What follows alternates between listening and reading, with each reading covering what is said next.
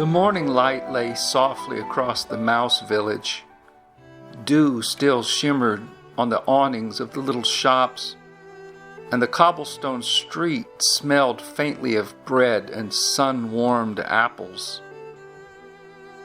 Milo sat on a wooden bench near the fountain, hands folded in his lap, and for a long while he watched the ripples of water spreading outward, each ring vanishing into another.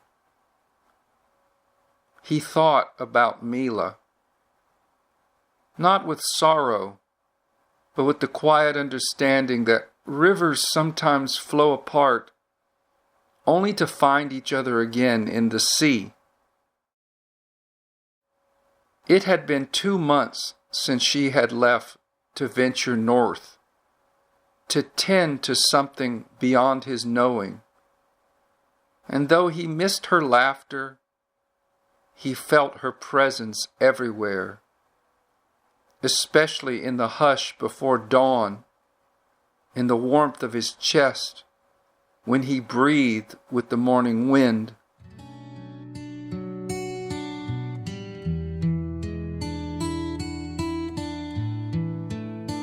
As the town slowly woke, a gentle voice spoke beside him. "Milo?" He turned to see Sati, Mila's friend, and her whiskers were trembling slightly in the light. Sati smiled, though her eyes were rimmed with sleeplessness. "It's been so long," she said. "I heard everyone saying that Mila has gone and that she may never come back." Milo nodded softly. "Yes," he said. "It seems the river carries her now. I trust its current." Sati looked at him for a while, and her heart was swelling with both affection and ache. "You're always so calm," she whispered. "I thought maybe you might want some company." Milo could feel the subtle trembling in her voice, the ache that longed to be met. She reached out, her paw resting lightly upon his. Milo breathed once, feeling the warmth of her touch, then exhaled slowly.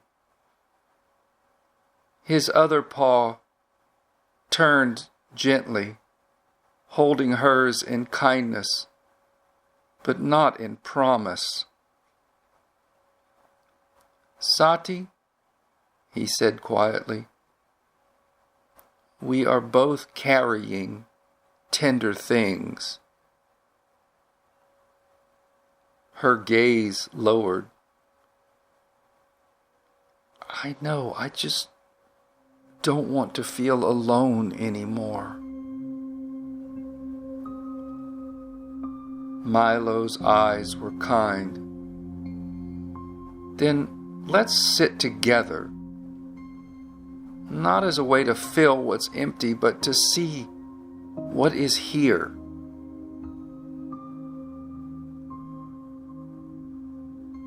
Milo guided her gently. "Feel your breath," he said. "Feel the bench beneath you, the sun upon your fur.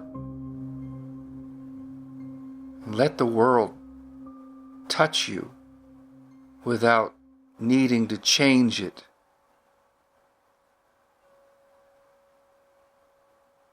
Sati closed her eyes, and for a moment she tried to steady her breathing, though tears still found their way through.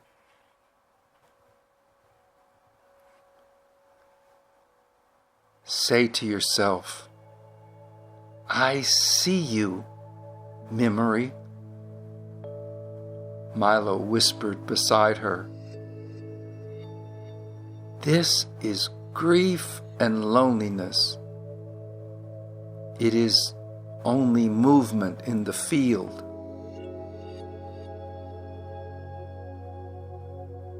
Sati nodded in agreement.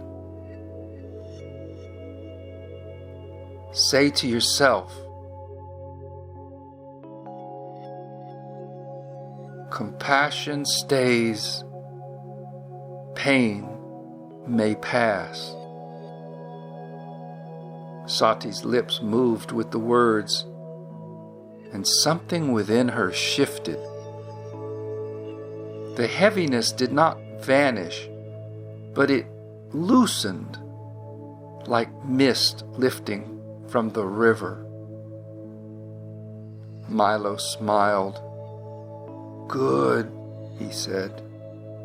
Now, let your eyes rest on something simple. Look at the light on the water, or the flutter of that leaf. Let your heart rest in something neutral and real. Sati turned and watched the leaf drift across the fountain's surface, and her breath moved more easily now. This is now, she whispered, and I am safe here.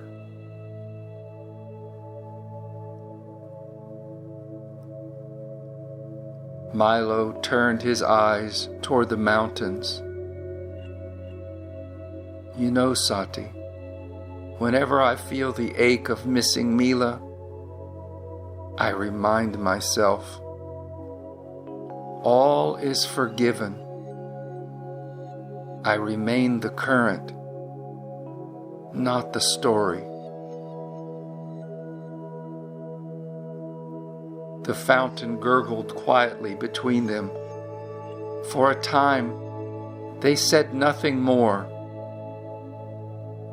and the morning sun rose higher, touching their faces with gold. When Sati finally stood up, her smile was small but true. Thank you, Milo, she said. Things feel lighter now.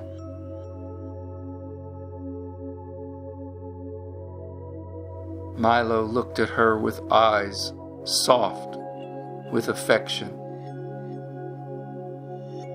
It isn't gone.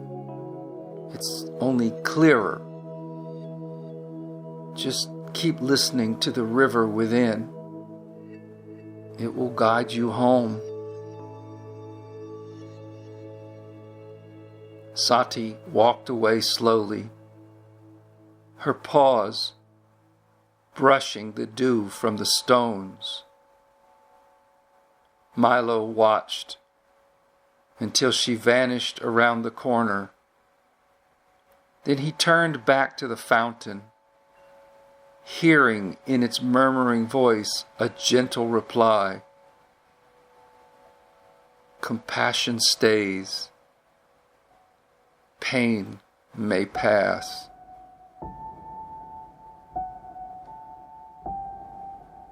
And in that moment, somewhere, far above the valley, the wind carried an echo.